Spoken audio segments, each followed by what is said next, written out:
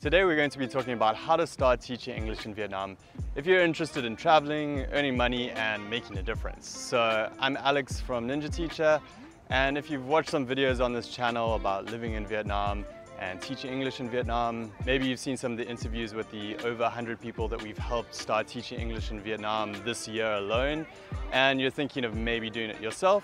Well, in this video, we're going to talk about how that process works, give you an overview of the process so that you can know exactly how to do it if it's something that you want to do. So I'm here at Vinhomes Central Park in Ho Chi Minh City. You can see landmark 81 behind me there, over there, and the park is right over here. So let's talk about the first thing that you need to know about, which is the requirements. In order to teach legally in Vietnam, you need a few things. So the first one is a bachelor's degree, which can be in any subject. You also need a passport from the United States, United Kingdom, Australia, New Zealand, Ireland, or Canada. And if you don't have a passport from one of those countries, you need to have an English proficiency test to prove that your level of English, which is the IELTS test. So that's an additional document that you need to submit to the government in Vietnam. It's a requirement by the Vietnamese government. And also just bear in mind that it's up to individual schools whether they hire you or not based on your level of English. So just bear that in mind. And then you need a teaching certification like a TEFL or TESOL. This is also a requirement by the Vietnamese government. All of these things are. In addition to that, you also need a police background check as well as a health check that's completed in Vietnam. So those are the main requirements. And now it's important to note that all of these documents need to be authenticated for use in Vietnam. So all of them need to be authenticated. You've got to go through that process. Now the exact steps vary based on where you're from, where the document was issued, and also can change regularly based on the government in Vietnam. So I can't give you the exact steps right now based on that because it does vary on a case-by-case basis. But just bear in mind that all of those documents do need to be authenticated, otherwise they won't be accepted in Vietnam. Okay, so let's talk about the TEFL certification. So there's two main ways that you can get a TEFL. One is online and one is in person. So with an online TEFL course, I would say the advantage is that you can complete that while you're working another job, while you're in your home country. It's usually flexible and self-paced, so that's a benefit as well. For an online TEFL course, I'd recommend looking out for a few different things. One is a TEFL course that really prepares you to create a really good lesson plan, because having the foundations to create a lesson plan is probably the most important thing that you can have when you first start teaching, get a job, because schools want to see that you can actually create a lesson plan, and then as you get better and better as a teacher, you can improve your skills. But if you don't know how to run a lesson, that's a big issue. And a lot of online TEFL courses just have sort of information and quizzes, but they don't actually give you feedback on how to create a lesson plan and require you to submit one and get feedback on that. So I'd say look out for that, as well as one that includes video examples of teaching.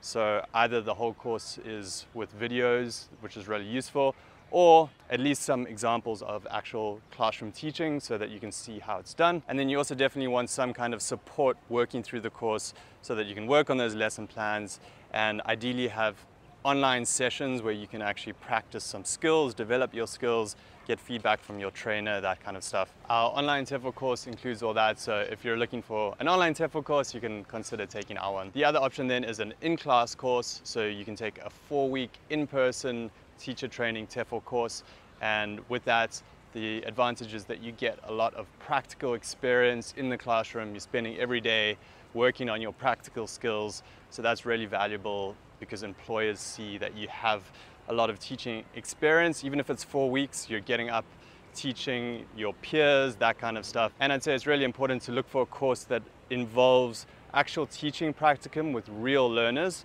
not only your classmates. For example, our Vietnam TEFL program here in Vietnam includes 6 hours observing experienced teachers in real schools, and then 6 hours of you actually teaching in schools with real learners, young learners and adults. So you get actual experience with a range of ages, and also to have some assessed teaching practice. So someone's actually watching your teaching, giving you feedback so that you improve. So you could consider taking our Vietnam TEFL program here in Vietnam. It's an in-class teacher training course which involves all of that, as well as the support with arriving in Vietnam and orientation, community support with getting settled into Vietnam. And we also assist you with securing a job with a job guarantee.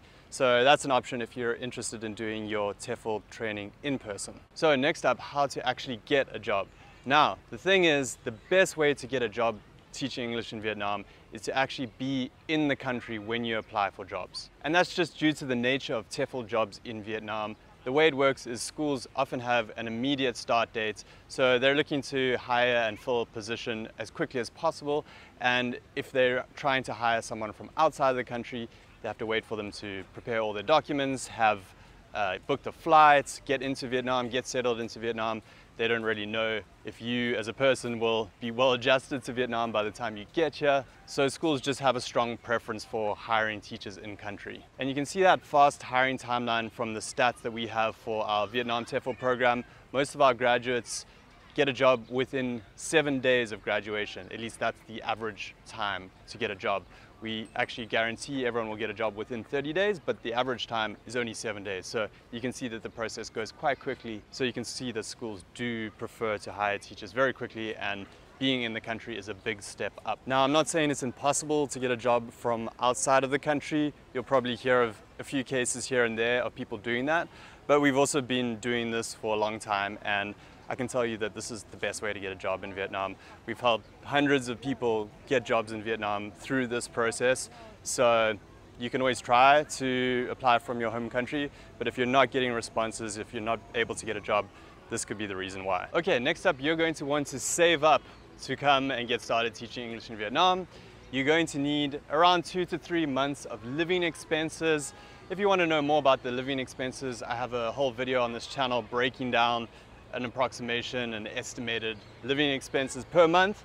And we also have a guide that you can download that gives you an estimate. You can click the link in the description to download that guide. But you do want about 2 to 3 months of living expenses because you need to cover the time that you're in Vietnam while you're interviewing. And then when you get hired, you will be teaching for about a month before you get your first paycheck. And you want to make sure you have enough leeway, enough time to get that job, get your first paycheck, and get settled in comfortably and cover all of your startup costs in that time. And I'd say, just to be safe, have a backup plan, have enough money to buy a ticket home if all goes wrong and you don't get a job. I don't want anyone to be left in a bad situation because they followed this advice. So have a backup plan.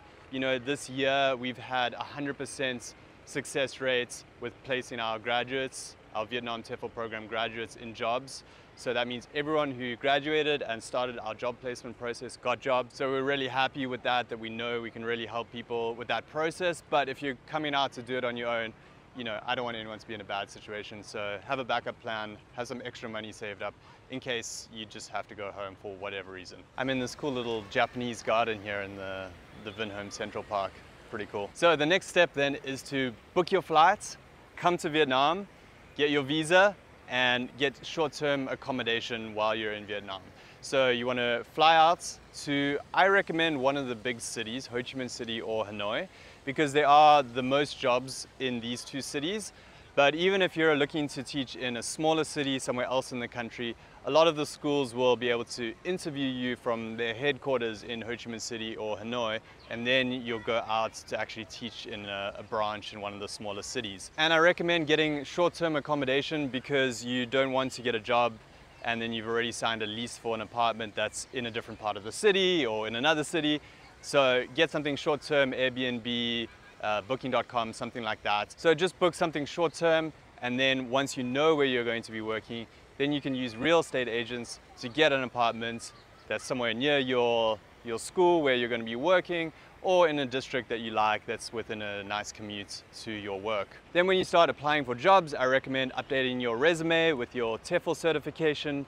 Highlight any kind of teaching experience you have, even if it was informal teaching experience. If you haven't taught before, that's not a problem. Just highlight that you've worked with people in some way. If you've got experience working with children, like at summer camps or any kind of work with children, put that on there. And if you've done an in-person TEFL course, highlight all that practical teaching experience you got during the course. Or if you want to do some volunteering maybe to add to your resume before you apply for jobs, then you can also add that on. That can be a great way to add some practical experience to your resume before you actually apply for jobs. So then just send out your resume to schools. interview in person very often, and then quite often schools will actually give you an offer quite quickly. As I mentioned, the process goes quite quickly.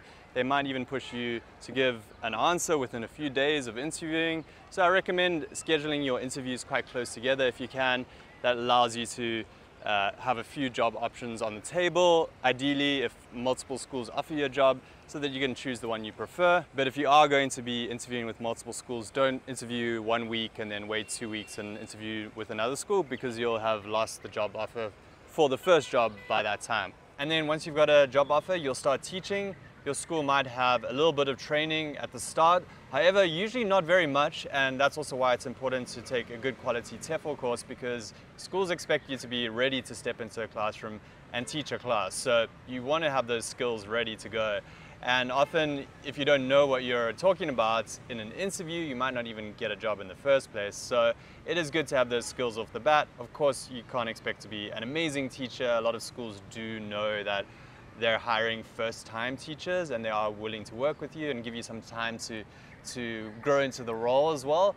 But having those skills in the beginning is really beneficial for getting the job and then also starting off strong. And then it's just a matter of getting settled in as a teacher and starting to work here, getting settled into Vietnam.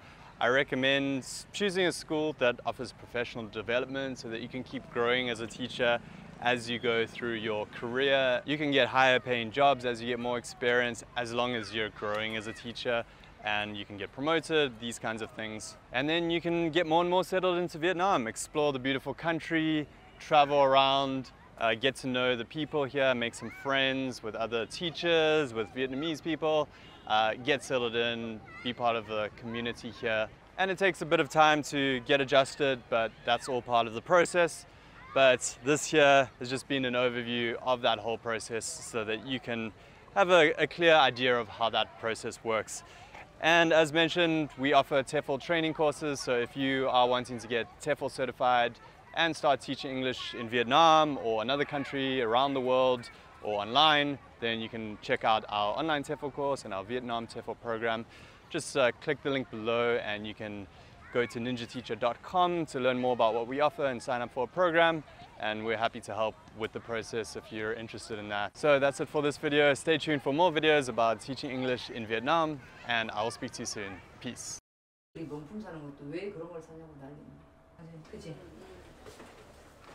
So it's a bit overcast and sort of raining in different parts of the city, so not the best view today, but this is Landmark 81, where you can see the whole city from the 81st floor. It's the tallest building in Vietnam. You can see the sunset when there's a sunset. Not that much of a sunset right now.